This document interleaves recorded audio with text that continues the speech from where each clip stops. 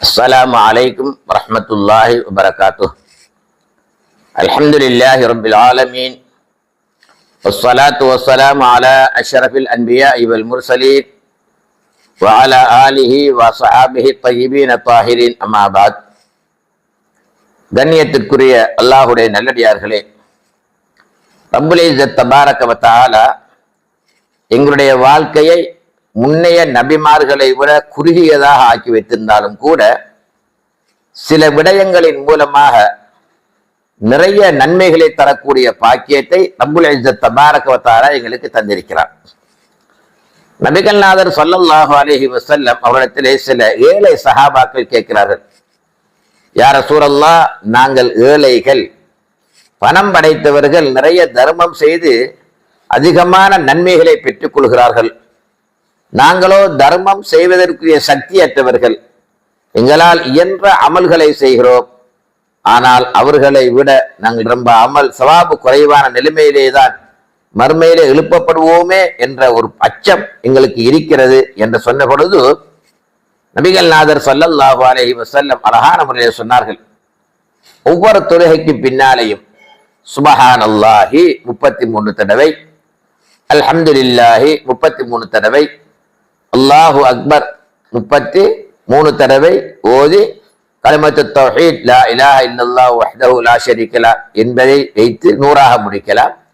அல்லது 33 அல்லாஹு அக்பரை 34ஆக சொல்லி 100ஆக முடிக்கலாம். எப்படியோ அந்த 3 தஸ்பீஹாத்துகளை ஓதிக்கொள்ள வேண்டியது.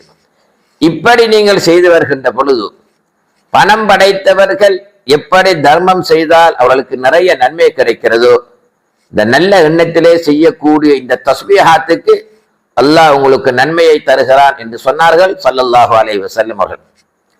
இவர்கள் செய்வதை பார்த்திருந்த சில பணம் படைத்த சஹாபாக்கள் இவர்கள் மாதிரி அவர்களும் ஓத ஆரம்பித்தார்கள்.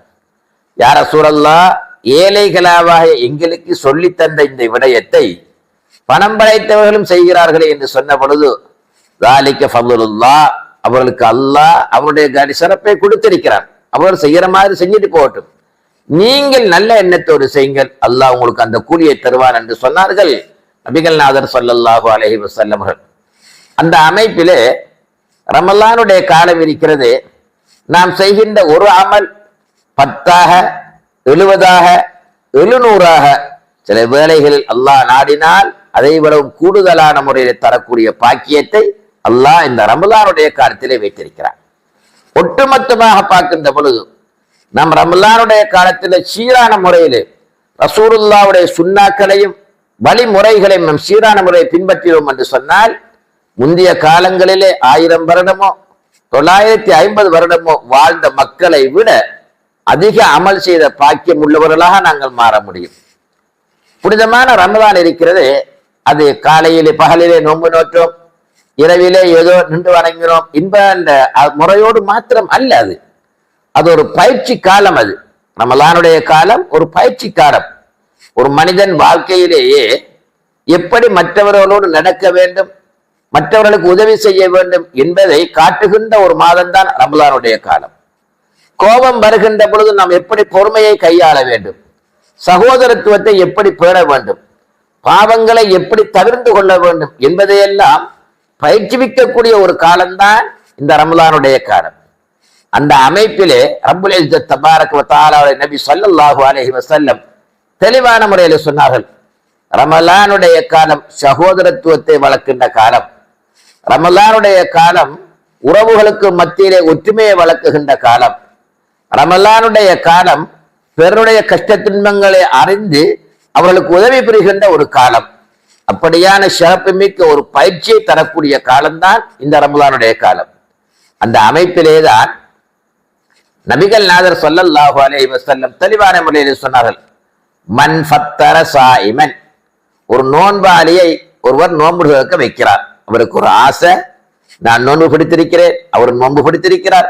அந்த நோன்பாளி என்னுடைய உணவை சாப்பிட்டு அல்ஹம்துலில்லாஹ் என்று சொல்லி நோன்பு திறக்க வேண்டும் என்ற ஒரு ஆசையில் நோன்பு திறக்க வைக்கிறார் என்று சொன்னால், ரமலானுடைய ஒவ்வொரு மணித்தியாலங்களிலும் இந்த நோன்பு திறந்த வைப்பதற்கு அந்த மனிதருக்கு அல்லாஹுடைய மலக்குகள் துஆ செய்கிறார்கள் என்ற ஹதீஸை சொல்லிவிட்டு மேலும் எழுதுகிறார்கள், லைலத்துல் கத்ருடைய இரவு அன்று ஹஜ்ரத் ஜிப்ரீல் அலைஹிஸ்ஸலாத்து வஸ்ஸலாம் அவர்கள் துஆ கேட்பது மாத்திரமல்ல, அவரோடு முசாபஹாவும் செய்கிறார்கள் என்பது ஹதீஸுடைய விளக்கம். சிந்திக்க வேண்டும். ஜிப்ரீல் அலைஹிஸ்ஸலாத்து வஸ்ஸலாம் அவர்கள் வஹ்யோடு நின்று விட்டார்கள். உலகத்திலே எல்லா காலமும் வருவதில்லை, குறிப்பிட்ட சில தினங்களிலே மாத்திரம்தான் வருகிறார்கள். மலக்குகளுக்கு தலைவராக இருக்கக்கூடிய அவர்கள் சில நாட்களிலே மட்டும்தான் வருவார்கள். அப்படியான ஒரு பெரும் தலைவர் லைலத்துல் கத்ருடைய இரவு ஆண்டு எங்களோடு முசாபஹா செய்வதா இருந்தால் அந்த அமலுடைய சக்தி, அந்த அமலுடைய பாக்கியம் எவ்வளவு சிறப்புள்ளது என்பதனை நாம் சிந்திக்க வேண்டியிருக்கிறது. கண்ணியத்திற்குரியவர்களே, ரப்புல் இஸ்ஸத் தபாரக வ தஆலா தன்னுடைய அடியார்கள் மீது கருணை காட்டக்கூடியவர்களை அல்லாஹ் ரொம்பவுமே விரும்புகிறான். தன்னுடைய அடியார்கள் மீது இரக்கம் காட்டி அன்பு செலுத்துவர்கள் மீது அல்லாஹுடைய பாக்கியம் நிறைய இருக்கிறது. அந்த அமைப்பிலேதான் ரமலானுடைய காலத்திலும் அந்த அமைப்பு வர வேண்டும் என்ற அமைப்பிலேதான் ஸல்லல்லாஹு அலைஹி வஸல்லம் இஃப்தார் நோன்பு திறக்க வைக்கக்கூடிய பாக்கியத்தை ரொம்ப அழகான முறையில செய்யுமாறு ஸல்லல்லாஹு அலைஹி வஸல்லம் அவர்களுக்கு தெளிவான முறையிலே வலியுறுத்தி கூறியிருக்கிறார்கள். நாம் ஒன்றை சிந்திக்க வேண்டும். நம்மளை படைத்த ரப்பு, நம்மளுக்கெல்லாம் ரிசுக்கு தர ரப்பு, நம்முடைய கஷ்ட துன்பங்களை கையேந்தி கேட்க வேண்டிய அந்த ரப்பு, நாம் செய்ய வேண்டிய அனைத்தையும் அந்த ரப்புக்காகத்தான் செய்கிறோம். அந்த ரப்புடைய நாம் பாக்கியத்தையும் அவருடைய பொருத்தத்தை நாடித்தான் செய்ய வேண்டும். எனவேதான் ரமலானுடைய காலத்தில் எந்த அமலா இருந்தாலும் சரி, ரமலான் அல்லாத காலமா இருந்தாலும் சரி, நாம் செய்கின்ற சிறிய பெரிய அத்துணை அமல்களும் அந்த ரப்புடைய இறைவனுடைய பொருத்தத்தையும் அவனுடைய அன்பையும் பெறக்கூடிய அமைப்பிலே தான் எங்களை நியத்தை அமைய வேண்டும். அந்த அமைப்பிலே பார்க்கின்ற பொழுது இஃப்தார் ஒரு சிறந்த வணக்கம். நம்முடைய நோக்கம் எப்படி இருக்க வேண்டும் தெரியுமா?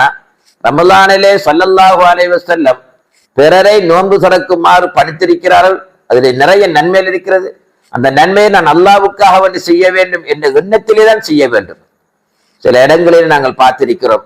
கவலைக்குரிய விடயம் என்னவென்று சொன்னால், அவர்கள் 100 பேருக்கு இஃப்தார் வைத்தால், நான் ஒரு விசாலமான ஒரு பெரிய ஹோட்டல்ல ஒரு 200 பேருக்கு நான் வைத்து 4 பேர் என்னை பார்த்து புகழ்ந்து கூற வேண்டும் என்ற அமைப்பிலே இஃப்தார் செய்யப்படுகிறது. இது ஒரு புறம் இருக்கட்டும். இன்னொரு புறத்திலே பார்க்கின்ற பொழுது, அதாவது உயர்ந்தவர்கள் ஏழைகள் புறக்கணிக்கப்பட்டு, உறவுகள் புறக்கணிக்கப்பட்டு, தனக்கு வேண்டிய உயர்தரமான நிலைமையில உள்ளவர்களுக்கு மாத்திரம் இஃப்தாருடைய வேலை நடைபெறுகிறது. கண்ணியத்திற்குரியவர்களே, ஒன்றை நாம் சிந்திக்க வேண்டும்.